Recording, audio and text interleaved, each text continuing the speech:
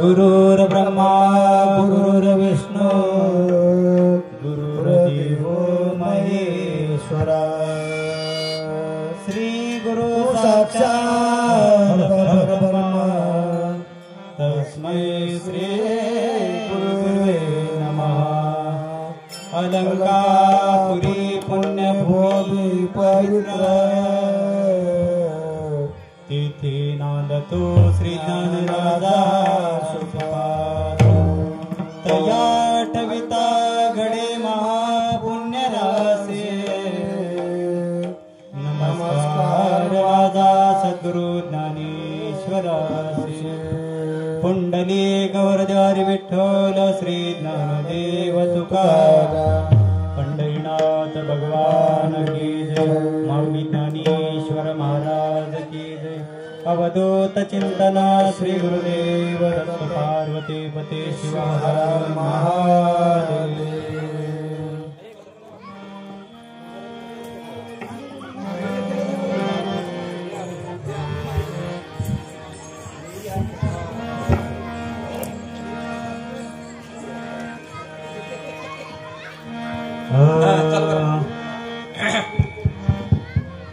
राम कृष्ण हरे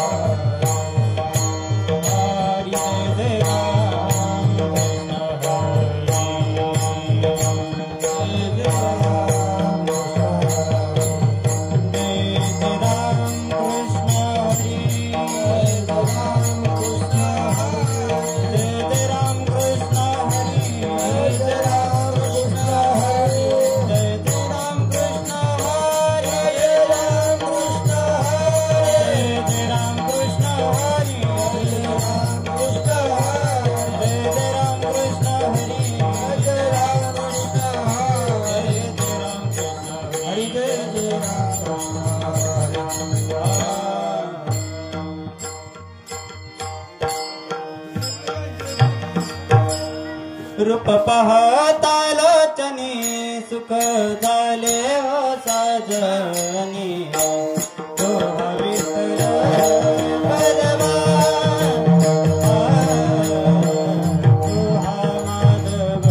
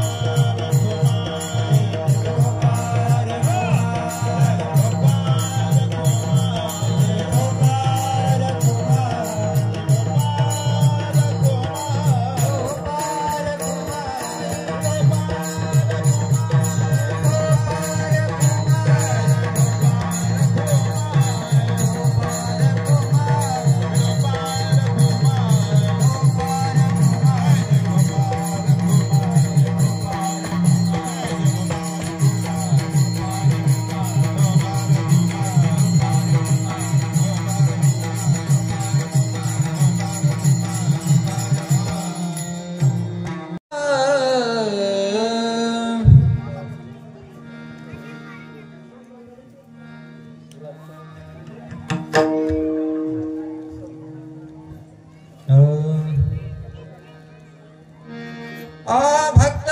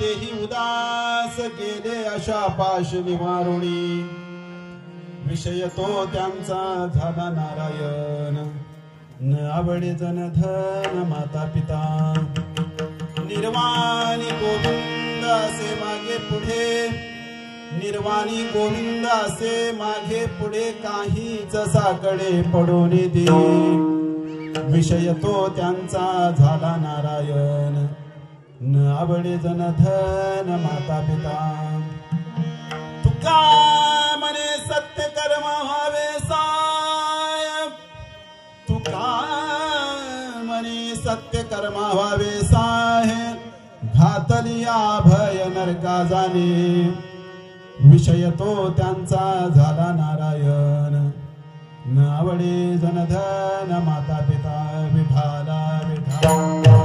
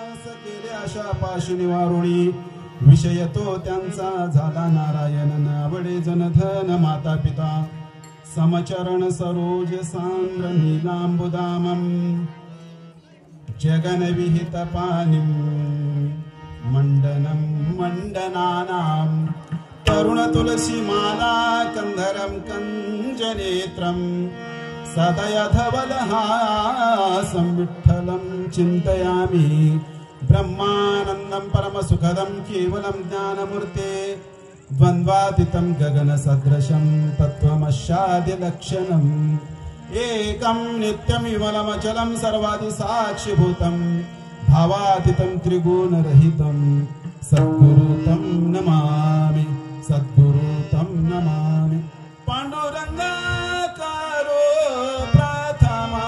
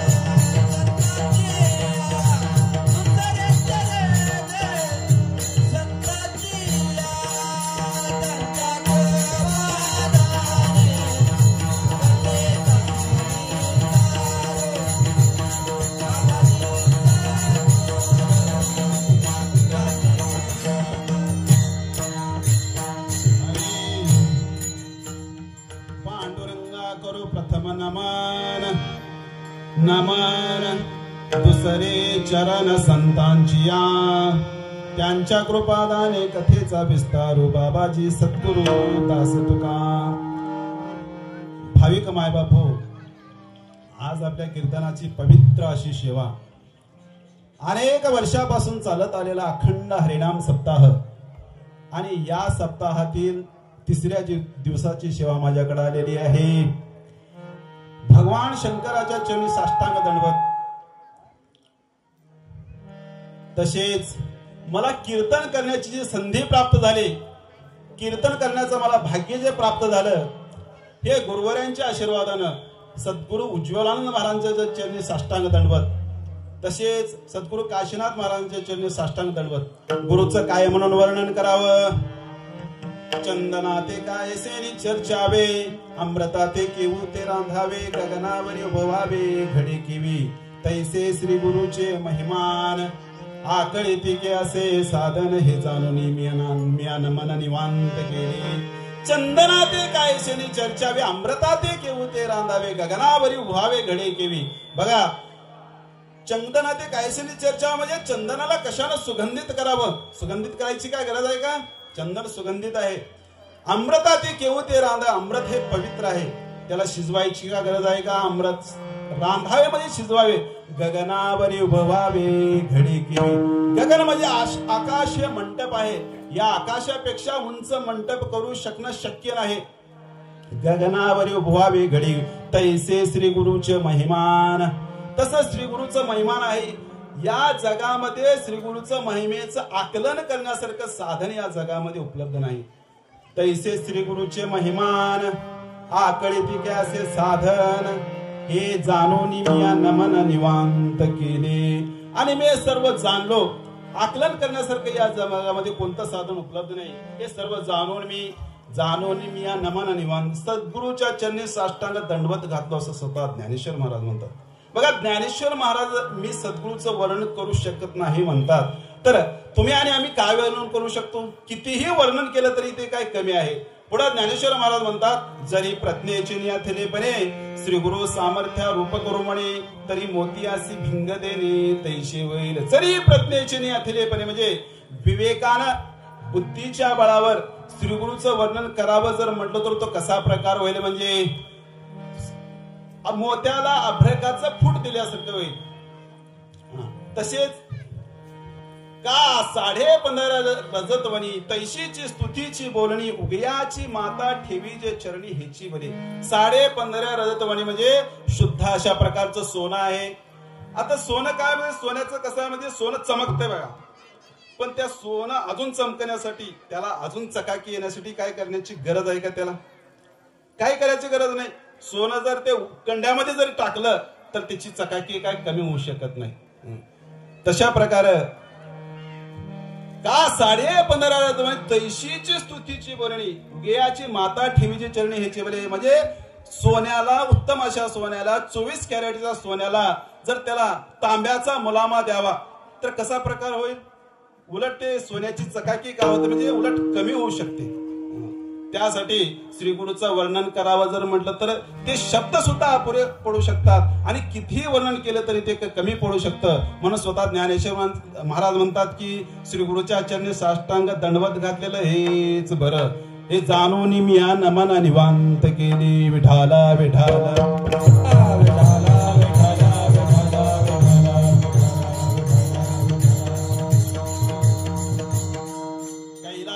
देव भोळा चक्रवर्ती पार्वतीचा पती यो, तयाची पाये माझे दंडवता,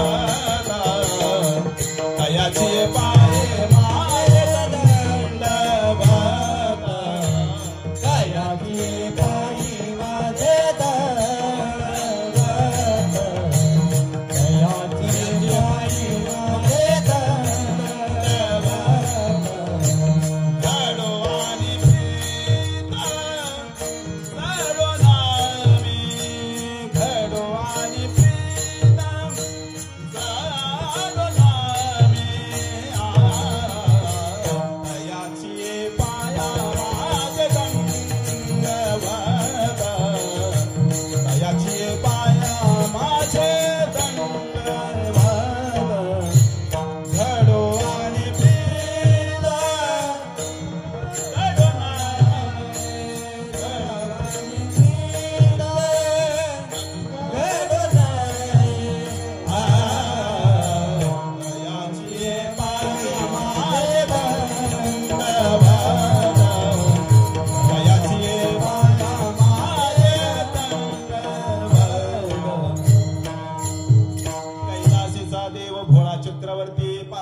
प्रजापती योगीराज तयाचे पाये माझे दंडवत घडो आणि प्रीत जडून आम्ही जटाजूट गंगा अर्ध चंद्र भाळे तिजाने त्रोजोळे जात वेद कंठी काळ कुटत गौर त्रिशूळ हाती सर्वांगी विभूती शोभतसे. अशा प्रकारे भगवान शंकराच्या चरणी साष्टांग दंडवत कीर्तन सेवेसाठी घेतलेला जो अभंग आहे तुकाराम महाराजांचा 4 चरणाचा. या अभंगामध्ये तुकाराम महाराज म्हणजे भक्ताचे लक्षण सांगतात आणि भक्ताचे लक्षण सांगतात. आता अभंगाची सुरुवात कशी आहे म्हणजे भक्त या शब्दाने आहे. भक्त ऐसे जाना. आता भक्त असे ऐसे जाना म्हटल्यानंतर भक्ताला जाणण्याच्या अगोदर हे आवाज घुमलाय बघा इथं असं घुम करायला मी बोलताना. हॅलो हॅलो हॅलो हा भक्त धुम करायला बघा ते बोलताना. भक्त ऐसे जाना जे देही उदास गेले आशा पाश निवारोळी. तुकाराम महाराज या अभंगामध्ये भक्ताला जाना असं म्हणतात. आता तुम्हाला आम्हाला प्रश्न पडतो की भक्ताला काय जाणण्याची काय गरज आहे. काय जाणावं. न जाणलं तर काय होते म्हणजे न जाणलं तर काय होते म्हणजे भक्ताला न जाणलं तर काय होते.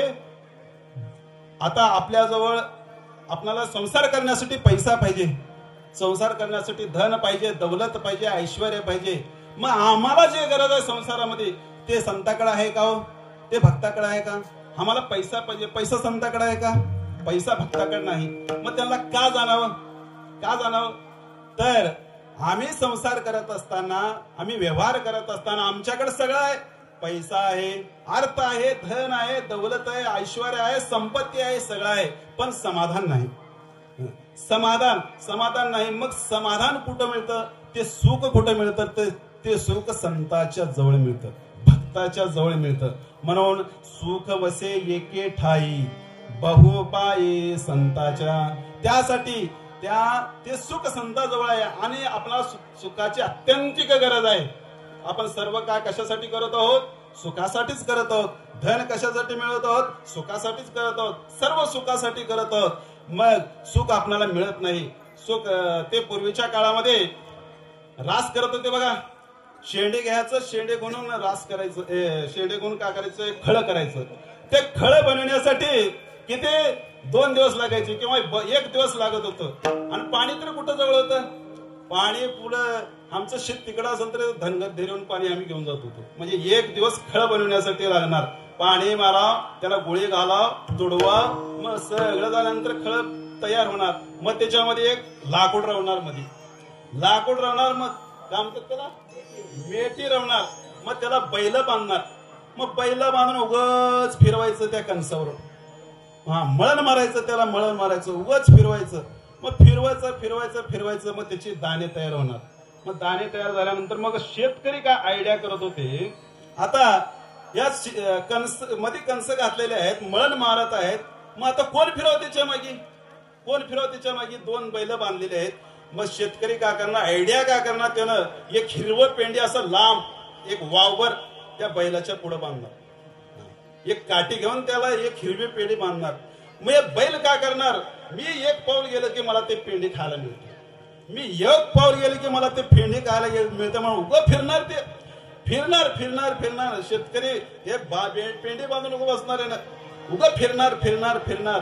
मग त्याला त्याची पेंडी काय मिळत नाही आणि ते पूर्ण रास झाल्याशिवाय राहत नाही. अशा प्रकारे संसारामध्ये आपण सुखासाठी प्रयत्न करत आहोत, सुख काय आपल्याला मिळत नाही. आणि सुख कुठं आहे तिथं आपण शोधत नाही. आपण आता समजा आपल्याला पेढे घ्यायचे, आपण चांबाराच्या दुकानामध्ये गेल्यानंतर काय मिळते आपल्याला, पेढे मिळतात का, जोडे मिळतात. पेढे मिळतात, जोडे मिळतात. त्यासाठी मग पुण्या दुकानात काय मिळतं, त्या दुकानातच जावं लागतं. मग या संसाराच्या दुकानात सुख नाही, संसाराच्या दुकानात काय आहे, इथं दुःख आहे. इथं दुःखच मिळते आपल्याला. मग सुख कुठं आहे, तर सुख संताजवळ आहे, सुख हे देवाजवळ आहे. त्यासाठी आपण संताची ओळख करणं फार गरजेचं आहे. त्यासाठी तुकाराम महाराज म्हणतात, भक्त ऐसे जाना. त्याला जाणलं पाहिजे. आता आम्ही जाणतोय किंवा भक्ताला काय जाणत नाही. आमची जाणण्याची पद्धत वेगळी आहे, पण तुकाराम महाराज तशा प्रकारचं जाणं असं म्हणत नाही.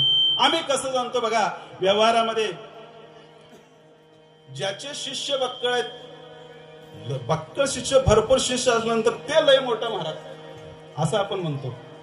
किंवा ज्याचं मठ मोठं आहे, मठ मोठं आहे, भलं मठ मोठं आहे, शिष्य बक्कळ आहेत, मठ बी मोठा आहे, ते लय मोठं महाराज असं म्हणतो. किंवा सुंदर अशा प्रकारचं कीर्तन सांगत आहे, सुंदर अशा प्रकारचं प्रवचन गोड कीर्तन सांगत आहे, गोड प्रवचन सांगत आहे, आणि आपला विश्वास पडते की हेच भक्त आहे असं.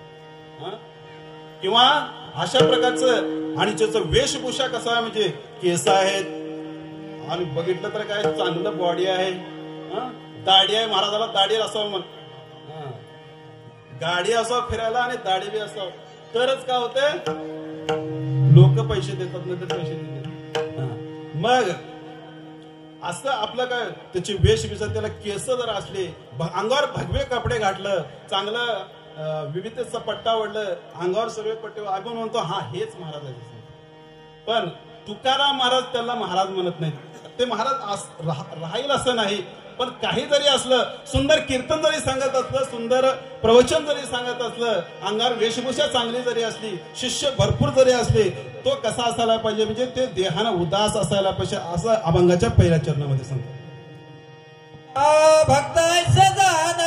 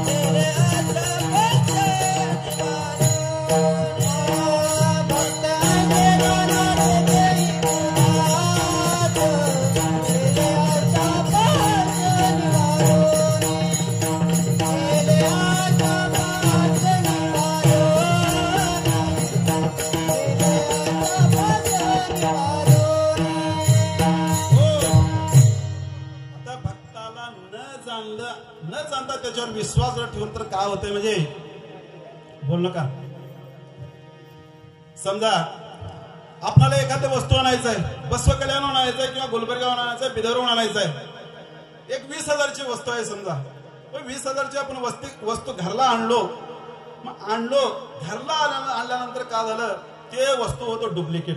ओरिजिनल म्हणून आणलो पण ते निघालं नकली, डुप्लिकेट निघालं. ओरिजिनल म्हणून आणलो, मग ते डुप्लिकेट झालं. मग डुप्लिकेट नंतर काय झालं, काय झालं म्हणजे जेवढे पैशाला आपण आणलो होतं तेवढे पैसे काय झाले, वेस्ट गेले, ते वाया गेले. 20,000ला आणल्यानंतर 20,000 गेले. तसं जीवनामध्ये आपण एखाद्या महाराजाच्या आपण मागं लागलो, एखादा भक्तच आहे म्हणून आपण जर मागं लागलो, एक संतच आहे म्हणून आपण जर मागं लागलो, त्याच्यावर विश्वास ठेवलो आणि सगळं आपण जर त्याला जर दान जर केलो, शेवटी आपल्याला समजलं हे महाराज नाही, हे डुप्लिकेट महाराज आहे, हे भोंदू साधू आहे, असं जर आपल्याला समजल्यानंतर काय होते, खूप अवघड होते. त्यासाठी आपण काय होते, सत्कर्माचे उपखे ठाती ज्ञानवीन. माऊली म्हणतात आंधळ्या गरुडाचे पंखा हाती ते कवण्या उपयोगा जाती तैसे सत्कर्माचे उपके टाकी ज्ञानेवीन परमार्थ करत असताना सत्कार्य करत असताना सुद्धा लय हुशारीने केलं पाहिजे लय जाण ठेवून केलं पाहिजे त्यासाठी ज्ञान नाही ते परमार्थ केलं तर ते वाया जाऊ शकतं म्हणून असं मी म्हणत नाही असं माऊली म्हणतात बघा आता विचार करा तुम्ही आता अनेक कीर्तनकार चालू आहेत अनेक मोठमोठे सप्त्यामध्ये अनेक महाराज येत आहेत आता बरेच महाराज आहेत त्यांचं फीस पहिला बोललेलं आहे एवढे पे द्यायला पाहिजे किती एवढे म्हणजे 50,000 40,000 30,000 मग पहिलं ते बोलूनच येत आहेत मग बोलून येतात आल्यानंतर कीर्तन करतात घेऊन जातात एक तर आता मला म्हटले मला पहिला व्हॉट्सअप मला गुगलवर पैसे पाठवा मला मी तरच येतो नाही तर येत नाही म्हणलं पहिला पैसे माझे पाठवा तरच कीर्तन करायला येतो नाही तर येत नाही म्हणलं मग आता तुम्ही विचार करा त्यांनी कशासाठी कीर्तन करत आहे तो पैशासाठी करत आहेत कशासाठी करत आहेत पैशासाठी करत आहेत मग कुणाच्या मागे लागले ते पैशाच्या मागे लागलेले आहेत मग जन पैशाचा मागे लागले आणि आपण त्याच्या मागे जर लागलो आपल्याला सुख मिळत नाही अजिबात सुख मिळत नाही तुम्ही आता महाराजांना तुम्ही मरेपर्यंत असे 100 महाराजांना तुम्हाला त्याचा फायदा होणार नाही त्याचं पुण्य तुम्हाला लागणार नाही त्याचं ते सफल होणार नाही तुम्ही सत्कार्यासाठी जर खर्च केला असेल तर तरी ते व्यर्थ जाऊ शकतं असं माऊली म्हणतात त्यासाठी परमार्थ सुद्धा लय जाण ठेवून केलं पाहिजे लय हुशार केलं पाहिजे कारण या परमार्थ परमार्थ सोपं नाही खूप अवघड आहे त्यासाठी परमार्थ सुद्धा जाणून बुजून केलं पाहिजे विठाला विठाला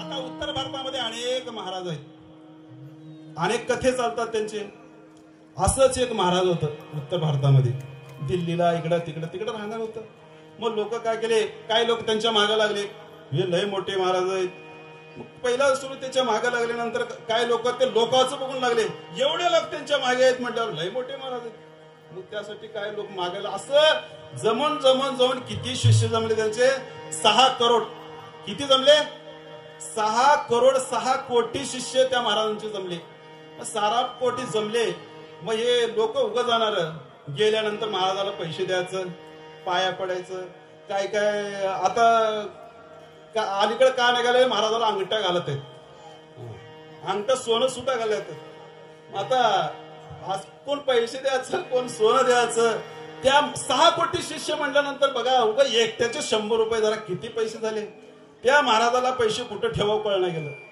एवढे पैसे जमले एवढं धन दौलत जमलं जमीन घेतलं संपत्ती घेतलं भरपूर घेतलं जिकडं तिकडं प्रॉपर्टी मग सध्या आता कुठं आहे ते महाराज सध्या आता जेलमध्ये आहे सध्या ते महाराज जेलमध्ये आहे मग ह्यानी जे पैसे खर्च केले ह्यानी त्यांच्या पाठीमागे लागलं काय उपयोग झाला का उपयोग झाली मग यांनी कशासाठी केले आम्ही बी काहीतरी सत्कार्य करत आहोत आम्ही बी परमार्थच करत आहोत म्हणून केले का नाही पण वाया गेलं ते त्यासाठी ज्ञान नाही ते परमार्थ जरी केलं तरी ते वाया जाऊ शकतं त्यासाठी आपण काय केलं पाहिजे संतांना ओळखलं पाहिजे संतांना जाणलं पाहिजे आणि जाणूनच एखाद्याचे पाया पडावं उगाच न जाणता हे महाराजांना पाया अजिबात पडायचं नाही अजिबात पाया पडायचं नाही असं मी म्हणत नाही असं तुकाराम महाराज म्हणतात भक्त ऐसे जाणा पहिला त्यांना जाणाव मग जाणूनच काय करावं त्यांचं दर्शन घ्यावं त्यांचे पाया पडा विठाला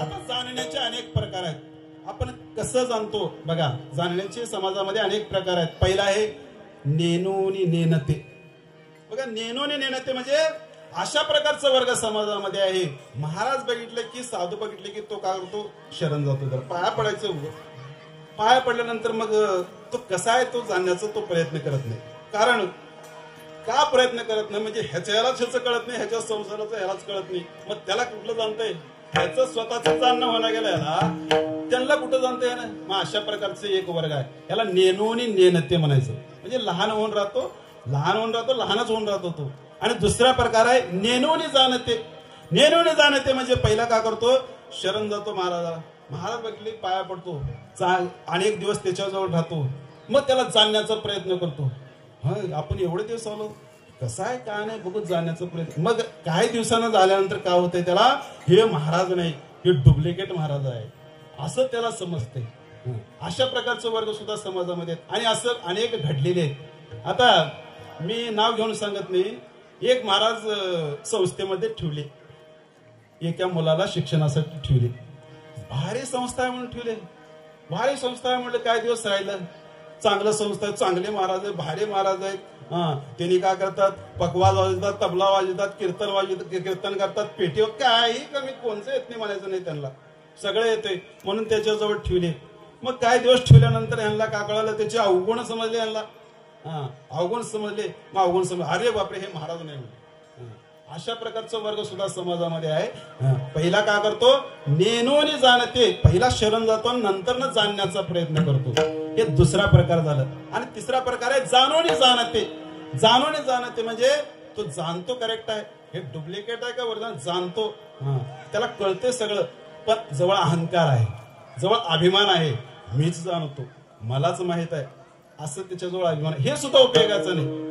मग कसं असायला पाहिजे, पहिला नेनोनी नेणते झाले, नेनोनी जाणते झालं, जानोनी जाणते झालं. हे तिन्ही बी नको आहे. जानोनी नेणते, पहिला जाणाव आणि नंतर न काय करावं, त्याच्याजवळ लहान होऊन राहावं. असं साधू हेच आहेत. पहिला जाणाव, जाण्यानंतर संत हेच आहेत, महाराज हेच आहेत, भक्त हेच आहेत, असं समजल्यानंतर त्याच्याजवळ लहान होऊन राहावं. त्यासाठी तुकाराम महाराज म्हणतात, जानोनी नेणते करी माझे मन, जानोनी नेणते करी माझे मन, जानोनी नेणते करी माझे मन, जानोनी नेणते करी माझे मन. ते प्रेम सुख देवोनिया, ते प्रेम सुख देवोनिया, ते प्रेम सुख देवोनिया. जानोनी नेणते करी माझे मन,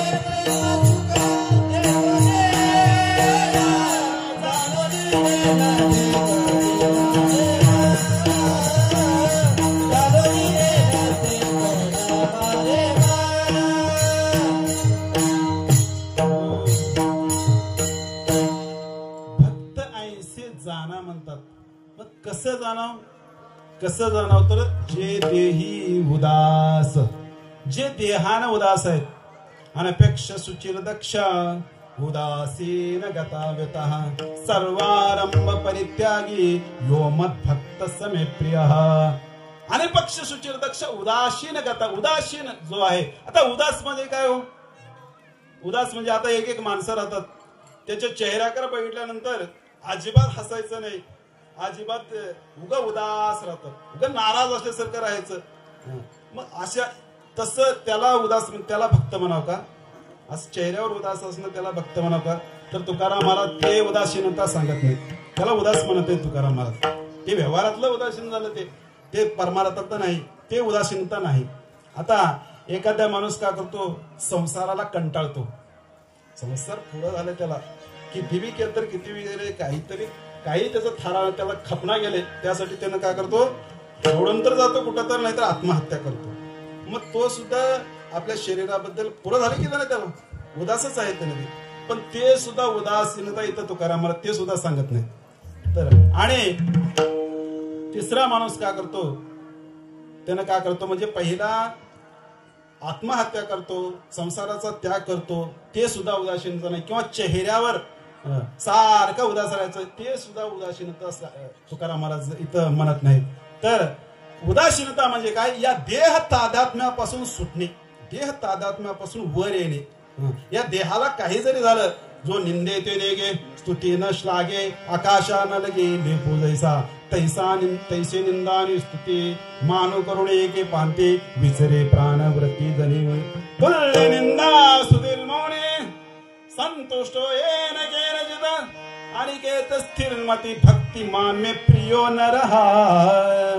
बघा, जो निंदे ते कोणी निंदा कर दे, कोणी मान देऊ दे, स्तुतीने कोणी कौतुक करू दे, कोणी शिव्या देऊ दे, तो अजिबात आपल्या त्या ह्याच्यापासून ढळत नाही. तो सतत काय करतो, देवाचं नामस्मरण करतो, सतत देवाचं भजन करतो. विठाला विठाला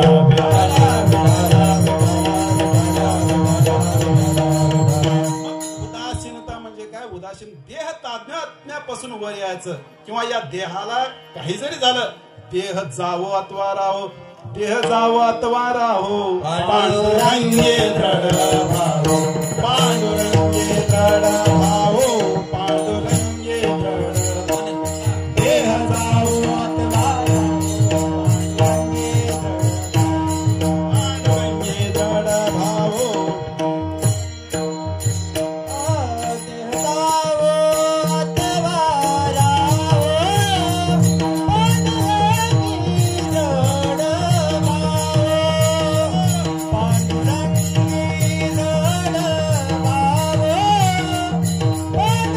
भावो,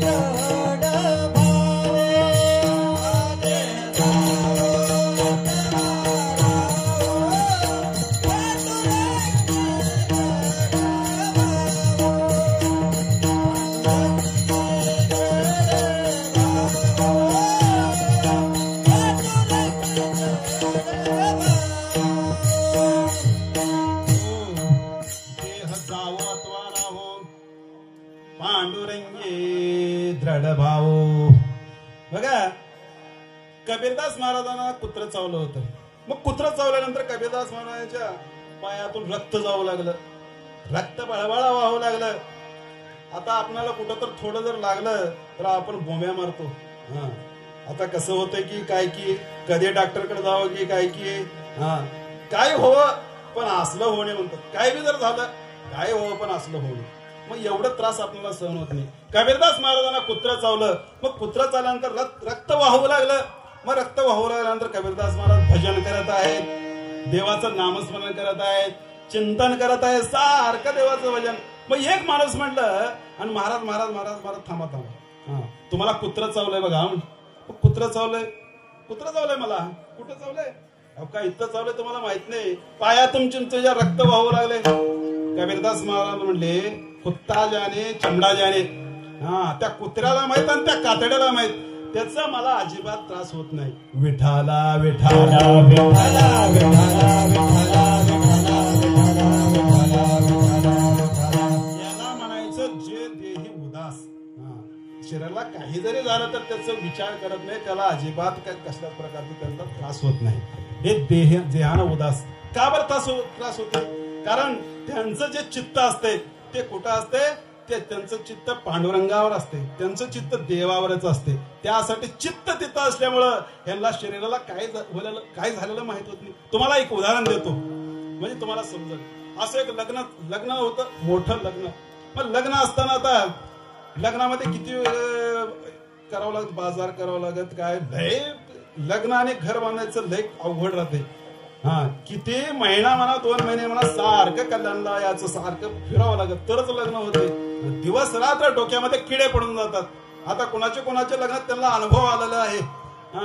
इथून पारायण सोडून द्या आणि कल्याणला जाऊन आणि येऊन पारायणला बसायचं, एवढं घाईच, कारण करावंच लागत, केल्याशिवाय होत नाही. मग एवढं घाई. मग असंच लग्न चाललं, मोठं लग्न होतं.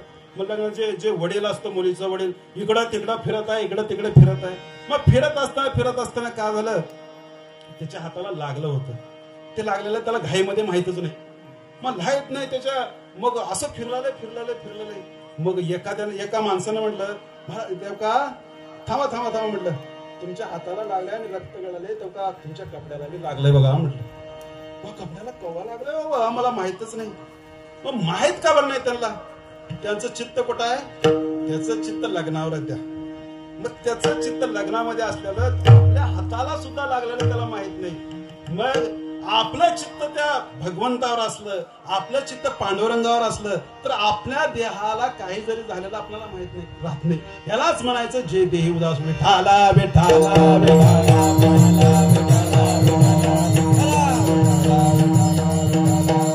अशा प्रकारचं चित्त कुठं भक्ताचं कुठं असतं म्हणजे ते पांडुरंगाच्या नामस्मरणामध्ये असतं. म्हणून त्याला शरीराला काही झालेलं त्यांना माहित राहत नाही.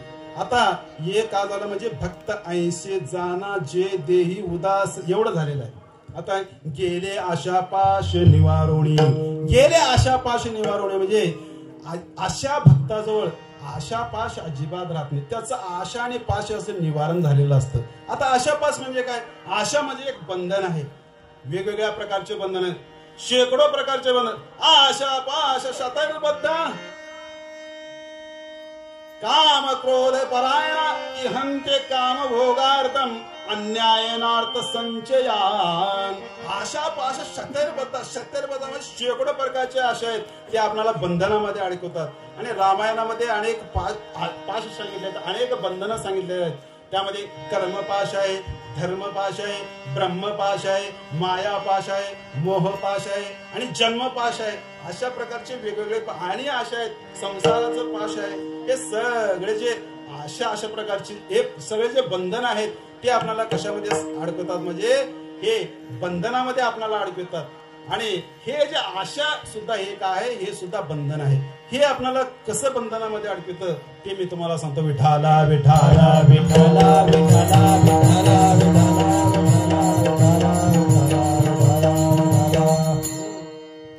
आशा ही परम दुःखम नैराश्यम परम सुखम. आशा हे गौतम बुद्धानं सुद्धा सांगितलेले आशा हे दुःखाला मूळ कारणीभूत आहे. ज्याच्या जवळ आशा आहे त्याला दुःखाला समोर जावं लागतं, त्याच्या जीवनामध्ये दुःख येतं. आता गेले आशापाश निवारणी म्हणजे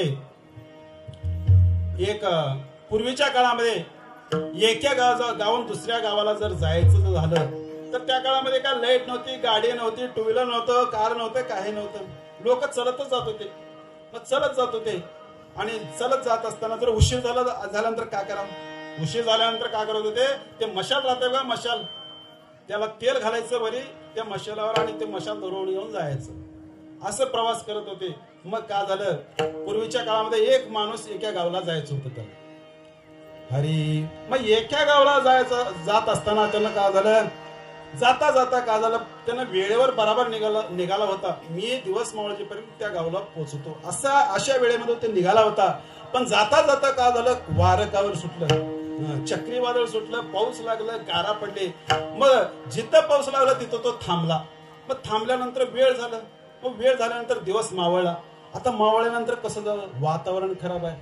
मग तिथे एक जंगल होतं आणि त्या जंगलाच्या बाजूला एक ऋषीमुनी राहत होते. एक साधू तिथं राहत होते. मग आता आहे ना अंधार पडलेला आहे, जंगल आहे, जंगलातून जाणं होत नाही, अंधार पडलेला आहे, का करावं? त्या ऋषीमुनीकडे जाऊ म्हणून तो व्यक्ती काय केला? त्या ऋषीकडे गेला आणि महाराज आणि मला उशीर झालेला आहे, आता मला इथं पलीकडे जायचं आहे, त्या गावाला मला जायचं आहे, माझी काहीतरी व्यवस्था करा असं त्या महाराजांना ऋषीना तो म्हणतो. असं म्हटल्यानंतर ते ऋषीमुनी म्हणतात, अरे माझं तू ऐक, आता कसं आहे वातावरण खराब आहे आणि रात्र झालेली आहे आणि हे जंगल चांगलं नाही. या जंगलामध्ये वाघ आहेत, या जंगलामध्ये सिंह आहेत, या जंगलामध्ये लांडगे आहेत, हिंस्त्र प्राणी आहेत. तू जर जंगलामध्ये गेलास तर तुला खाऊन टाकतात, त्यासाठी जाऊ नको म्हणलं. मग जाऊ नको म्हणल्यानंतर हे ना ऐकायला गेला, नाही मी जाणारच म्हणलं. आता काय काय माणसं राहतात ऐकत नाहीत कोणाचं, आपलंच खरं करतात. मग जाणार ते जाणार म्हणलं तो. मग जाणार म्हटल्यानंतर तर आता ऐकतच नाही म्हणून ते ऋषीमुनी काय करतात, ठीक आहे तू आता जातोच म्हणलास, मग तुला काय करतो मी, हे मशाल आहे, हे मशाल आहे आणि तेल आहे, हे तेल आणि मशाल घेऊन जायचं. मग हे तेल किती आहे माहित आहे का? तुझं गाव कुठवर तुला जायचं आहे तिथपर्यंतच हे पुरतंय. नाहीतर कुठं तर मध्ये थांबलास आणि बसलास, इकडं तिकडं काहीतरी केलास तर संपून जाते आणि जंगलात त्या गावाला तू जाऊ शकत नाहीस. त्यासाठी एकदा इथून निघालं तर थांबायचं नाही, नीट गावाला जायचं. मग त्या समजावून त्या व्यक्तीला ते ऋषीमुनी सांगतात. मग सांगितल्यानंतर तो निघतो. मग निघाल्यानंतर अर्ध्या जंगलामध्ये जातो. मग अर्ध्या जंगलामध्ये गेल्यानंतर त्यानं म्हटला, आता ऋषीमुनी तर मला सांगितलेले आहेत बघ नका इकडं तिकडं, आपण मशाल अजिबात हलवायचं नाही, पण झाड कसले आहेत बघू, इकडे काय बघू, बघतच जायचं, आपल्याला काय बघितलं तर काय होते म्हटलं. मग बघू नको म्हणून सांगितलं ते. पण ह्यानं काय केला, अर्ध्या जंगलामध्ये गेल्यानंतर बघितला इकडं चम्मन चमकलं. मग चम्मन चमकल्यानंतर मग ह्याला आश्चर्य वाटलं, काय चमकलं असेल म्हटलं. मग काय चमकलं असेल म्हटलं. मग थोडे एक पाऊल पुढे गेला. काय त्याला आणि ते त्याच्या ध्यानातून जाईना ते चमकलेलं नाही. बघायचं ते बघायचं म्हटलं. ते मशाल आणि तेल घेऊन गेला तर तिथं होतं सोन्याचं हंडा. लागला म्हटलं डाव. उगा मी गावाला जाता गावाला चाललो तो आणि मला सोन्याचा हंडा लागलं म्हणजे माझं नशीब किती मोठं. लागलं सोन्याचा हंडा. मग सोन्याचा हंडा गेला त्या सोन्याच्या हंड्याजवळ, खुश झाला, आनंद झाला, मोजायला लागला पैसे. 1 2 3 4 5 7. मग मोजा किती झाले ते 999 झाले. किती झाले? 999 झाले. ठेवणाऱ्यानं 1000 रुपये 1000 मोहरे ठेवला असेल. एक कसं कम राहतंय म्हणलं, एक कसं कम. मला मोजायला चूक झाले म्हणून अनेकदा मोजायला चालू केला. अनेकदा मोजायला चालू आणि मोजला. मग 1001 झाले. किती झाले? 1001. पहिला 999 झाले, नंतर ना 1001 झाले. मग आता एक जास्ती कसं झालं म्हटलं. 1000 असतील सोन्याचे मोहरे, सोन्याचे पैसे 1000 असतील, एक जास्ती कसं झालं म्हटल्यानंतर अनेकदा मोजायला चालू झालं. मग अनेकदा मोजायला चालू झाल्यानंतर ते जे तेल होतं, मशाल जे होती ते तेल संपत आलं. संपत आलं. आणि हे ना तिसऱ्या वेळेला जो मोजायला चालू झाला, मोजता तेल संपून गेलं.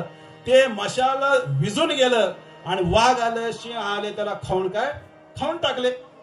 मग खाऊन टाकल्यानंतर काय झालं हे सांगायचं उद्देश काय, म्हणजे त्यानं नीट जा म्हणून सांगितलं होतं का नाही. पण त्यानं काय केलं, बाजूबाजूला बघितलं ते सोनं घेऊन ह्याला काय करायचं. जीव मोठा आहे का सोनं महत्वाचं आहे. जीव महत्वाचा आहे का सोनं महत्वाचं आहे. आशा एकदा मोजले तर मोजले, पण अनेकदा मोजवामध्ये आशा खराब आहे की नाही. अनेकदा मोजले आणि तिसऱ्या वेळेला मोजले आशा. हे आशा काय करतं म्हणजे आपल्याला दुःखामध्ये, आपल्याला बंधनामध्ये अडकवितं.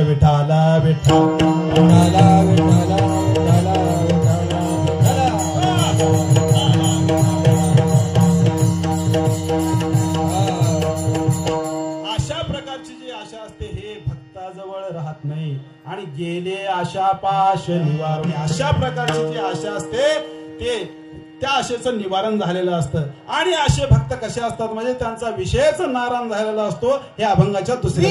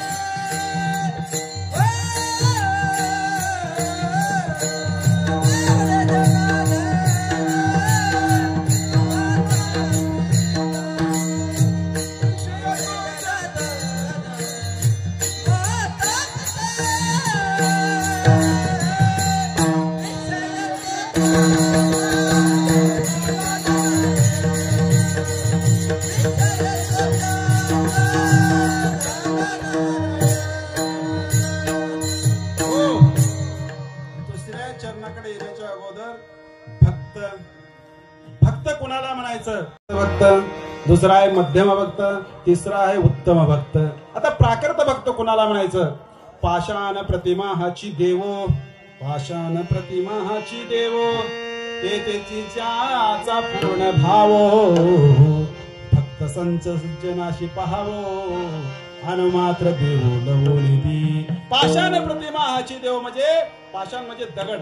दगड आता मूर्ती कशाने बनते हो? मूर्ती दगडाने बनते.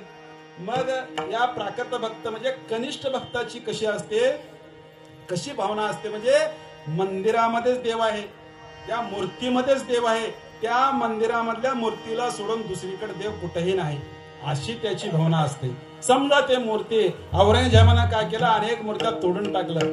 मग अशी मूर्ती जर नष्ट झाली तर तो का म्हणतो? देव नष्ट झाला असं तो म्हणतो. मग या प्राकृत भक्ताची कशी लक्षणं आहेत? मूर्तीमध्येच देव आहे, त्या मंदिरातल्या देवाला सोडून, मूर्तीला सोडून देव दुसरीकडे नाही, अशी त्याची भावना झालेली असते. हे झाला प्राकृत भक्त. दुसरा आहे मध्यम भक्त. ईश्वर माने उत्तमोत्तम, तद्भक्त माने मध्यम, अज्ञानतो माने अधम, द्वेषी ते परम पापी माने. बघा, ईश्वर माने उत्तमोत्तम, अज्ञानतो माने अधम, द्वेषी ते परम पाप. ईश्वरी प्रेम पवित्र, भक्ताशी मैत्री मात्र, अज्ञानी तो कृपा पात्र, उपेक्षा निरंतर द्वेषी याची. या मध्यम भक्ताची स्थिती कशी असते? ईश्वराबद्दल एक भावना मध्यम भक्त त्या, आणि तसेच त्यांच्या भक्ताबद्दल एक भावना, संताबद्दल एक भावना, अज्ञानी लोकांबद्दल एक भावना, आणि समाजामध्ये जे वाईट लोक असतात, दुष्ट लोक असतात, जे खळ लोक असतात, त्यांच्याबद्दल वेगवेगळ्या प्रकारची भावना असते. ईश्वरी प्रेम पवित्र, देवाबद्दल अतिशय त्याला प्रेम आहे. भक्ताशी मैत्री मात्र, आणि ते जे संत जे लोक आहेत, महाराज जे लोक आहेत, भक्त जे लोक आहेत, त्यांच्याबद्दल फक्त मैत्री असते. ईश्वराबद्दल प्रेम आहे, भक्ताबद्दल मैत्री आहे. अज्ञानी जे लोक आहेत त्यांच्यावर कृपा करावीशी त्यांना वाटतं. म्हणजे अज्ञानाबद्दल त्याचं काय देणं घेणं नाही. देव श्रेष्ठ आहे, त्याच्यापेक्षा कनिष्ठ भक्त आहेत, त्याच्यापेक्षा कनिष्ठ अज्ञानी आहेत. आणि चौथा आहे समाजामध्ये जे वाईट जे लोक आहेत, जे खळ जे लोक आहेत, दुष्ट जे लोक आहेत, त्याला तो का म्हणतो? हे पापी लोक आहेत असं.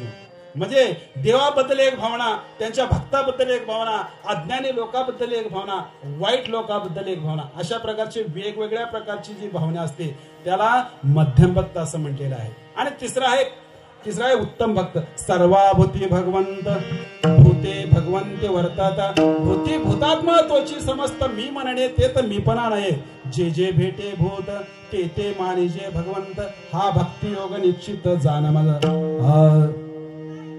ऐसा ज्याचा अनुभव, ऐसा ज्याचा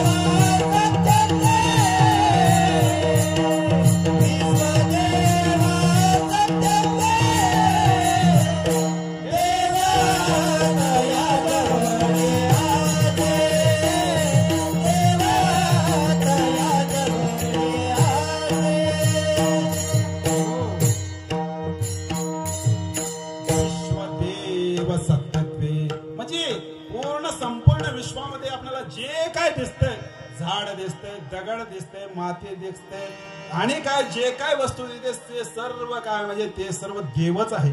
चराचरामध्ये देव आहे, देवाला सोडून जागा नाही, तो सर्व ठिकाणी देव. अशी ज्याची वृत्ती आहे त्याला उत्तम भक्त म्हणलेला आहे, त्याला ज्ञानी भक्त म्हणलेला आहे. आणि हेच ह्या ज्ञानी भक्ताचे लक्षण, या उत्तम भक्ताचे लक्षण तुकाराम महाराज या अभंगामध्ये सांगतात. भक्त ऐसे जाना. आणि असे जे ज्ञानी भक्त असतात, असे जे उत्तम जे भक्त असतात, ते देव का म्हणतात? मला अत्यंत प्रिय आहेत ते. योण रश्यती न द्वेष्टी न सोचती न कांक्षते, शुभाशुभ परित्यागी यो मद्भक्त समे प्रिय. यो मद्भक्त समे प्रिय म्हणजे मला अशा प्रकारचे भक्त अत्यंत प्रिय असतात. आता उदाहरणार्थ मी तुम्हाला सांगतो, मोदीला कोण कोण ओळखत नाही सांगा? मोदीला आम्ही अजिबात बघितलेलं नाही. कोण ओळखत नाही? सगळेजण बघितलं, लहान लेकरापासून म्हाताऱ्यापर्यंत सगळ्याला मोदी माहित आहे का नाही? माहित आहे, सगळ्याला मोदी माहित आहे. पण मोदी तुम्हाला ओळखत आहे का? मोदी तुम्हाला ओळखत आहे का? पण मोदी ज्याला ओळखत आहे त्याला विशेष आहे का नाही? त्याला विशेष. मोदी ज्याला ओळखत आहे तो विशेष आहे. आपण मोदीला ओळखतो पण मोदी आपल्याला ओळखत नाही, म्हणजे आपल्याची खून पक्क माहिती नाही. तशा प्रकारे आपण देव आपणाला आवडतो, आपणाला देव आवडतो, पण देवाला आपण आवडते झाले पाहिजे. देवाला आपण प्रिय पाहिजे. आपण काय करतो? आपण सगळं काय करतो पण देवाला आवडतंय अशा प्रकारचा व्यवहार आपण करत नाही. मग देवाला काय आवडतं? आवडे देवाशी तो ऐका प्रकार, आवडे देवाशी तो ऐका प्रकार, आवडे देवाशी तो ऐका प्रकार, नामाचा उच्चार रात्रंदिन, नामाचा उच्चार रात्रंदिन, नामाचा उच्चार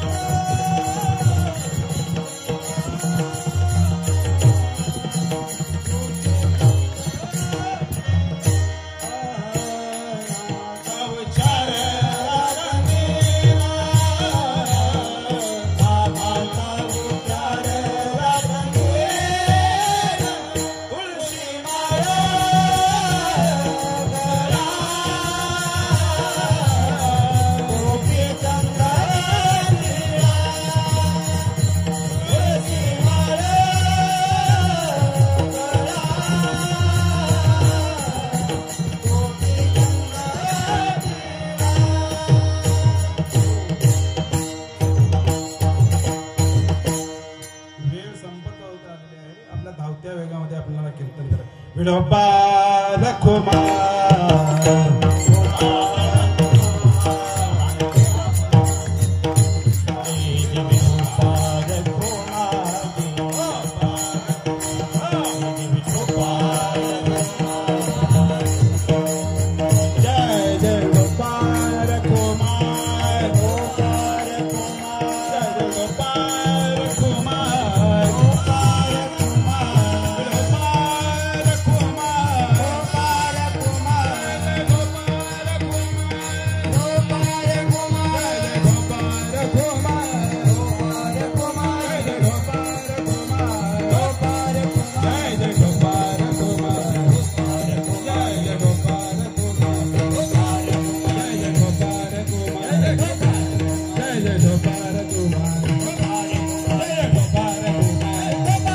शिवाय ओम नमः शिवाय म्हणायचं नाही.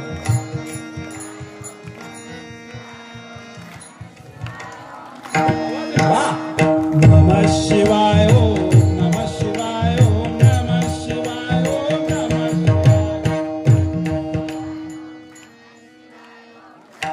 आता ह्याने कसं म्हणतात बघा.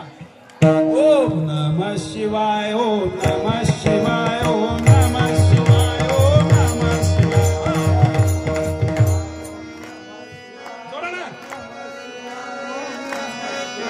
ओम नमः शिवाय ओम नमः शिवाय नमः शिवाय ओम नमः शिवाय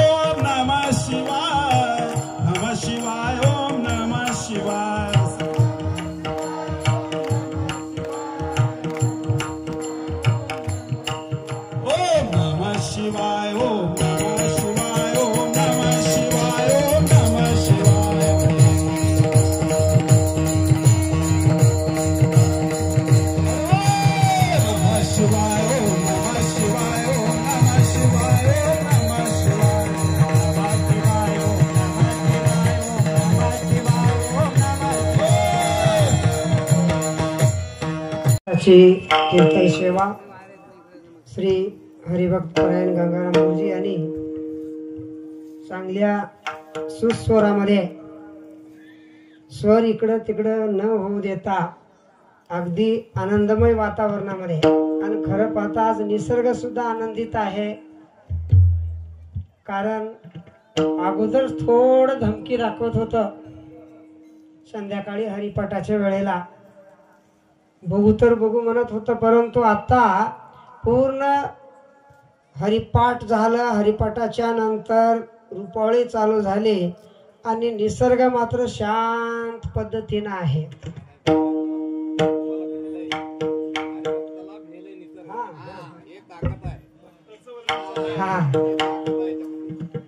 तरी श्री उज्ज्वलजी महाराजांनी आपल्या या एकूण 250 गावामध्ये त्यांनी धर्म प्रचार केला, परमार्थाचं बीजारोपण केलं. त्या 250 गावापैकी आपलं एक गाव. आणि महाराजांनी ज्ञानेश्वर महाराजांच्या पसायदानामध्ये एक शब्द आहे, जो जे वांछील तो ते लाहे प्राणी जात म्हणून. महाराजांचा जो प्रसाद आहे या 250 गावाला वेगवेगळ्या पद्धतीने मिळालेला आहे. हे सर्व मान्य करावंच लागतं.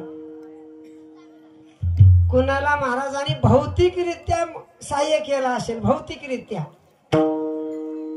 देऊळ बांधणे किंवा आणि त्यांच्या आडी अडचणीला मदत करणे, अशी वेगवेगळ्या पद्धतीनं महाराजांनी मदत केलेला आहे.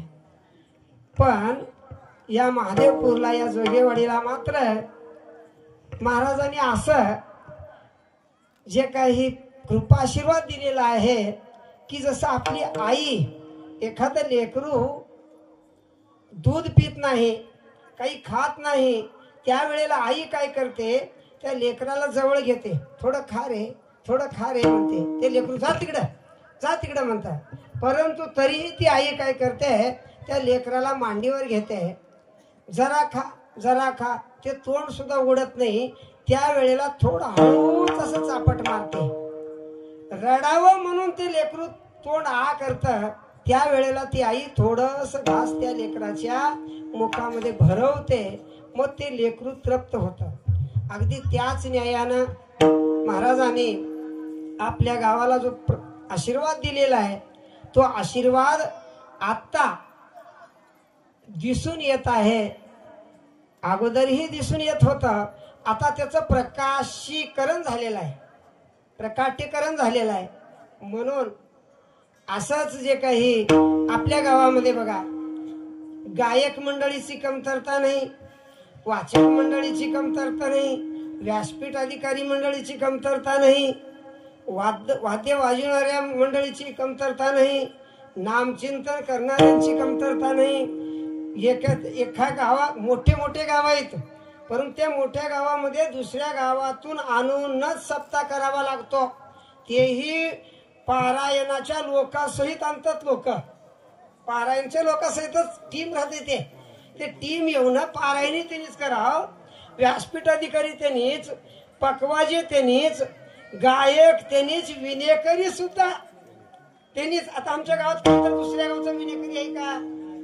दुसऱ्या गावचं विनसेवा करणारे आहेत का?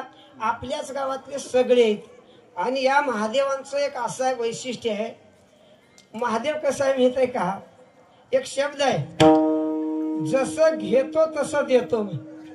हे महादेव पहिला घेतो. किंवा काही लोकांना पहिला थोडं देतो, थोडं देऊन 1000 पटीनं काढून घेतो. महादेव लई डेंजर आहे. महादेव असं आहे, थोडं दिलं की 1000 पटीनं काढून घेतो. या महादेवापासून समजा काही तर उगा असं गुळ म्हणा, खडी साखर म्हणा, उगं साखर म्हणा, उगं मुठभर खाल्लो समजा, पुन्हा 1 मूठ साखर जर खाल्लो तर क्विंटलनं द्यावा लागते. गुळाचा खडा खाल्लं तर पुन्हा ढेपीच्या ढेपी गुळ द्यावं लागते. लय डेंजर महादेव हे. सगळ्याला थोडं घेऊन गेलो का नाही ते देतच राहते. म्हणून आज गंगाराम गुरुजी यांनी अगदी चांगल्या, मला प्रथमतःच बऱ्याच वेळेला मी ऐकलं कीर्तन, परंतु आजचं जे कीर्तन आहे एकदम मुद्देसूदपणानं गंगाराम गुरुजींनी अभंगाची सोडवणूक केली. मध्ये मध्ये चुटकुले पण सांगितले. अनेक महाभारतातील रामायणातील उदाहरणं सुद्धा त्यांनी पटवून दिलेली आहेत. अशीच जे काही पुन्हा पुन्हा पुन्हा पुन्हा प्रगती महाराजांची होत राहो अशी सदिच्छा व्यक्त करून दररोजच्या नियमाप्रमाणे ज्यांचा नाश्ता, दुपारची पंगत सेवा, रात्रीची पंगत सेवा आहे, ज्यांचं नाव सुचवलं जाईल त्यांनी समोर येऊन सत्कार स्वीकार करावा. अनेक प्रसाद महाराजांनी दिलेला तो काल्याच्या रूपानं आपल्याला मिळणार आहे. श्री विश्वजित महाराजांचं सुद्धा काल्याचे कीर्तन या ठिकाणी आयोजित करण्यात आलंय. असं पुन्हा कोण कोण जे काही अध्यात्म क्षेत्रामध्ये प्रगती करतील काही सांगता येत नाही. आणि एक दुसरी गोष्ट सांगतो, आता अचलबेटवर एक वारकरी संस्था तयार झालेला आहे आणि वारकरी संस्थेचं जे उद्घाटन पण पाडव्याच्या दिवशी झालेलं आहे. त्यानंतर शिबिर आहे, 40 दिवसाचं शिबिर आहे. त्या शिबिरामध्ये ज्यांना आवड असेल आपल्या लहान मुलाला तिथं ठेवावं म्हणून, कमीत कमी 5वी 6वी 7वीला असलेले विद्यार्थ्यांना जर ठेवावून असं आवड असेल तर त्यांनी आपली नाव नोंद करू शकता. दुसरं एक जाता जाता महत्वाचं कालही महाराजांनी सांगितले, आपल्या महाराजांनी एक रत्न शोधून काढले होते, परमार्थातील रत्न. ज्या अचलबेटवर सहज महाराजांसोबत आम्ही बोलत होतो की हे महेश महाराजांचं कसं आहे अस्तित्व म्हणून. त्यांनी म्हटले मारुती महाराज कानेगावकर हे त्यांचे आजोबा, त्यांचा कृपाशीर्वाद त्यांच्या पाठीशी आहे आणि त्यांनी खरे पारमार्थिक आहेत. म्हणून यापुढे आम्ही असो किंवा नसो, परंतु पुढे महेश महाराज हे परमार्थ चालवतील असं महाराज म्हणाले होते. परंतु काय जाणे गुणाचं दैव कसं आहे काही सांगता येत नाही. महेश महाराजांना एक भयंकर असा आजार झालेला आहे आणि पाप त्यांच्याजवळ कुठलंच धन नाही, कुठलं जे काही सवलत त्यांच्याकडे नाही, शेती बाडी नोकरी चाकरी काही नाही. आई वडील एकदम गरीब आहेत. मी आणि नागनाथ पाटील प्रथमतः ते कानेगावला गेलो होतो. त्यावेळेला फक्त पत्र्याच्या शेडमध्येच राहत होते त्यांनी. असं परिस्थिती गरीब आहे, तरी परमार्थ क्षेत्रामध्ये खूप त्यांची श्रीमंती आहे. परंतु आता काय करावं, खूप जे काही त्यांना अडचण आलेली आहे. म्हणून आपण सुद्धा फुल नाही फुलाची पाकळी म्हणून त्या महाराजांच्या दवाखान्याचा खर्च म्हणून आपण आपल्याला जे काही जमल तेवढं या ठिकाणी जमा करून आपल्याला हरिगुरुजी ज्या दिवशी येतील त्या दिवशी त्यांना ते सोपवायचं आहे, याची आपण नोंद घ्यावी. तरी अल्पोपराची सेवा देणारे नारायण यादवराव माळकरी यांनी समोर यावं आणि कृपाशीर्वाद घ्यावा. दुपारची पंगत सेवा मनोरंजन मनोरंजन जगन्नाथ माळकरी यांची आहे. तसेच आता रात्रीची पंगत सेवा श्री बाबूराव अर्जुनराव माळकरी यांची ही पंगत सेवा आहे. तिघांनीही समोर यावं आणि सत्कार स्वीकार करावा ही विनंती. चाल होईल, नंतर लगेच महाप्रसाद होईल आणि हनुमान जयंतीची हे पूर्व संध्येची जागराची रात्र आहे. उद्या सकाळी सूर्योदयाच्या बरोबर हनुमान जयंती साजरी होईल आणि त्याच्यानंतर उद्याची कीर्तन सेवा श्री दादा महाराज नाही का बाबळ सुरकर यांची कीर्तन सेवा आहे. तुका म्हणे सत्य कर्म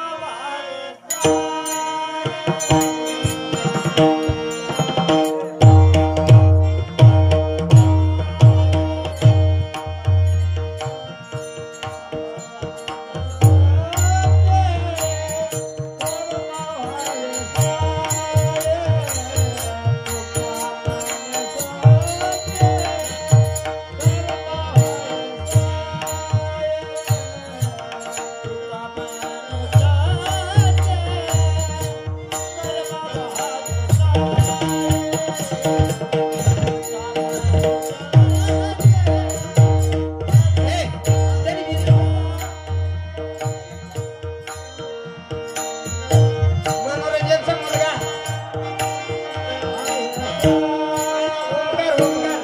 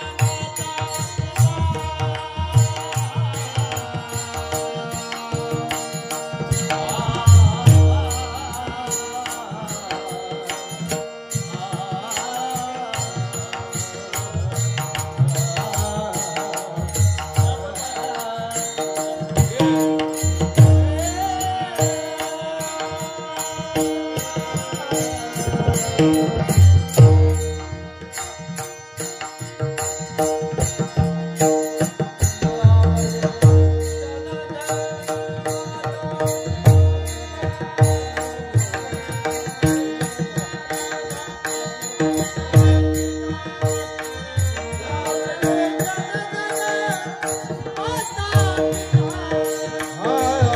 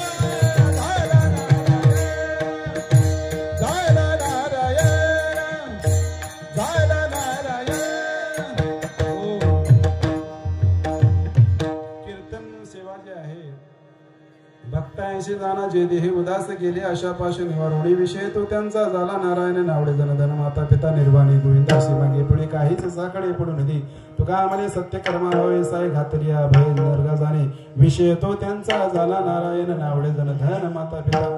कीर्तन सेवा ही 15 मिनिट अगोदरच संपवायचं असं मी ठरलं होतं. तरी जर आता बरोबर झालेलं आहे. ज्या वेळेला सुरू झालेलं आहे त्या वेळेला संपत आहे. आणि आताच महेश महाराजाबद्दल सांगितले. आता महेश महाराजांच्या मी तिथं मठाला जाऊन आलेला आहे. आता प्रत्येकाला वाटतं की महाराज लोक रोज कीर्तन करल्यात, 2 कीर्तन करल्यात, 3 कीर्तन करल्यात, एवढे पैसे कुठे ठेवले असं वाटते. महेश महाराजांनी 2.5 कोटीचं मंदिर बांधायचं ठरविले होते. 2.5 कोटीचं मंदिर बांधायचं ठरविले होते आणि 2.5 ते कालमा घातलेले आहेत तिथं. मी तिथं जाऊन आलेला आहे. 82 काहीतरी कालमा आहेत. 82 मोठे 82 कालमा आहेत आणि त्याचं गाभारा तयार झालेलं आहे. यांची जवळ जे पैसे होते ते पाया भरण्यासाठी, ते कालमासाठी, त्या गाभाऱ्यासाठी सर्व पैसे पार झालेले आहेत.